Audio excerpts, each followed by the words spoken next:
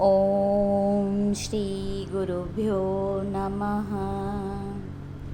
भगवत गीता के श्लोकों के क्रम में आज का श्लोक लेते हैं। अध्याय 11वां, श्लोक 55। मत्कर्म कृन्न मत्परमो मद्भक्तः संगवर्जितः निर्वैरः सर्वभूतेषु यः समामेति पांडव।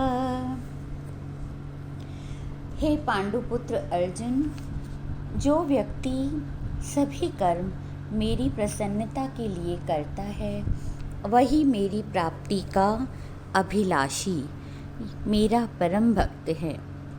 सांसारिक विषयों और पदार्थों की कोई इच्छा नहीं करता और सभी प्राणियों के प्रति वैर विरोध रहित रहता है, वही मुझे प्राप्त करता है। अध्याय 11वें के इन अंतिम श्लोकों में भगवान अर्जुन से कहते हैं, यह जो चतुर्भुज विष्णु रूप का दर्शन तुमने किया है वह तो मात्र तुम जैसे अनन्य भक्तों के भाग्य में ही लिखा है, अन्यथा बड़े बड़े देवगण भी इसको देखने की चाहना करते रहते हैं।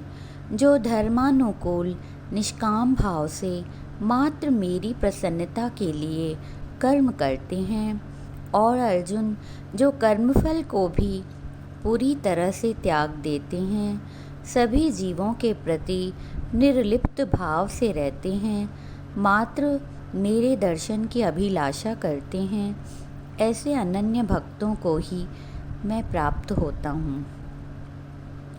अनन्य भक्ति एक उच्चावस्था है जिसको प्राप्त करने के लिए नियमानुसार साधना अनिवार्य है। एक राजा को यह पद प्राप्त करने की तीव्र अभिलाषा हुई और इसलिए वह एक ऋषि के पास गया।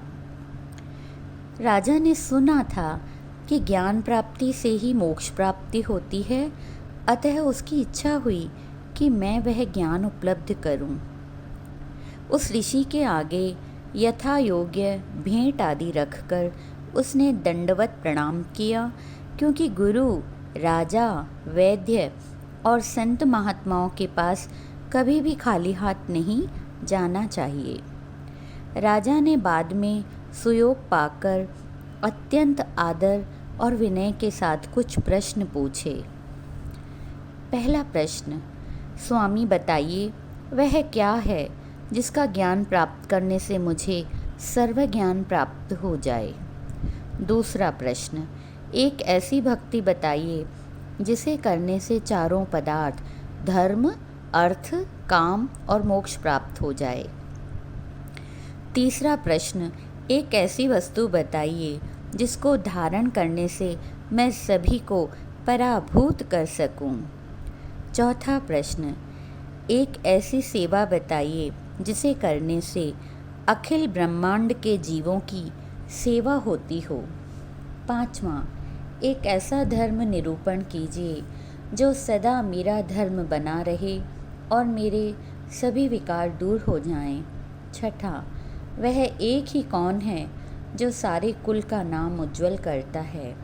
सातवां प्रश्न, वह कौन है जो प्राणों का आधार है। आठवां प्रश्न, जो प्राणाधार है उसका भी आधार कौन है। ऋषि ने राजा के इन 8 प्रश्नों के उत्तर निम्न प्रकार से दिए। पहला, एक ब्रह्म या आत्मा है जिसकी ज्ञान प्राप्ति से तुम्हें संपूर्ण ज्ञान हो जाएगा। जैसे एक सागर में थोड़ा सा ही जल लेकर संपूर्ण सागरों के जल का ज्ञान प्राप्त हो जाता है कि जल किस प्रकार का है, उसी प्रकार उस ब्रह्म का दर्शन हुआ तो मानो संपूर्ण ब्रह्मांड का दर्शन हुआ। तने को पकड़ो तो डालियाँ टहनियाँ स्वतः हाथ में आ जाएंगी। दूसरे प्रश्न का उत्तर है, सभी पदार्थों को देने वाली भक्ति है एक परमात्मा की अनन्य भक्ति। नवदा भक्ति भी उत्तम है, किंतु अनन्य भक्ति से चारों पदार्थ मिल जाते हैं। उत्तर 3, एक धर्म को धारण करने से सभी को जीता जा सकता है। यदि धर्म नहीं है तो लाखों लोग, लाखों तोपें और बारूद भी हो तो भी उसे विजय प्राप्त नहीं होगी। विजय धर्म से ही मिलती है। धर्म घटे तो धन घटे, मान शान घट जाए, मान घटे महिमा घटी, घटत घटत घट जाई। धर्म घट गया तो सब कुछ चला जाता है। सम्मान, प्रतिष्ठा, धन पदार्थ सभी शनैः शनैः नष्ट हो जाते हैं। जिनको आजीविका की चिंता है, कुटुंब बड़ा है, उन पर दया करनी चाहिए, क्योंकि उन्हें धर्म से पतित जानना चाहिए। उत्तर 4, एक ब्रह्मज्ञानी महात्मा की सेवा करने से संपूर्ण सृष्टि की सेवा का फल मिलता है। एक ब्रह्मज्ञानी पुरुष को भोजन से तृप्त कराने का अर्थ है संपूर्ण ब्रह्मांड के जीवों को तृप्त करना, क्योंकि उसकी आत्मा संपूर्ण ब्रह्मांड से जुड़ी हुई है। इसका अर्थ यह नहीं कि अन्य दरिद्रों या निर्धनों की सेवा ही न की जाए, किंतु ब्रह्मज्ञानी की सेवा का पद उत्तम है। 5वां उत्तर, एक पत्नी व्रत धर्म पालन से सभी विकार दूर हो जाते हैं और पुरुष का धर्म सदा सुरक्षित रहता है।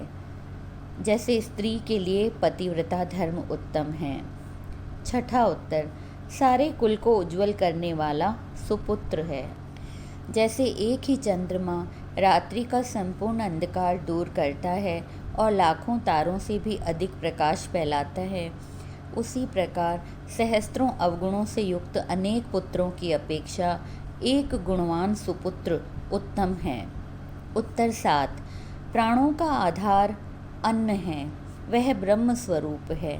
अन्न के उपलब्ध न होने से मनुष्य बहुत समय तक जीवित नहीं रह सकता। भोजन प्राप्त होने पर बड़े बड़े महात्मा भी दिल से आशीष देते हैं। अन्य प्रकार की सेवा अच्छी है, परंतु अन्न की सेवा उत्तम कही गई है। 8वां उत्तर, अन्न का आधार जल है और जल का आधार है वृष्टि, जिसके लिए यज्ञ आवश्यक हैं। इन 8 प्रश्नों के उत्तरों में बहुत से विचार समाये हुए हैं। जैसा दर्शन श्री भगवान ने अर्जुन को कराया, ऐसा हम सब और अन्य भी कर सकते हैं, किंतु यदि वे भगवान के अनन्य भक्त बने तो ही यह संभव है, क्योंकि यह सभी कुछ इस मनुष्य योनि में ही प्राप्त हो सकता है। इसीलिए भक्त कबीर ने कहा है, इस देही को स्मरहि देव, सा देही भज हर की सेव। ओम शांति शांति शांति।